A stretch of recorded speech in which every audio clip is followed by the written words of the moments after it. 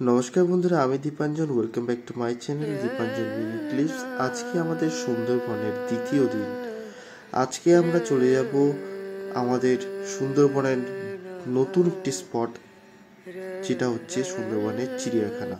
প্রাকৃতিক দৃশ্য খুবই মনোরম এবং জঙ্গলগুলো দেখতেও খুব ভালো লাগছে, আকাশটা দেখতেও খুব সুন্দর। আমরা প্রথমে চিড়িয়াখানার ঢুকেই দেখতে পারলাম আমাদের নতুন বন্ধু ময়ূরকে। তারপর কিছু দূর হাঁটার পর দেখতে পেলাম ঈগল, দুটো ঈগল, তিনটে ঈগল ছিল ওখানে।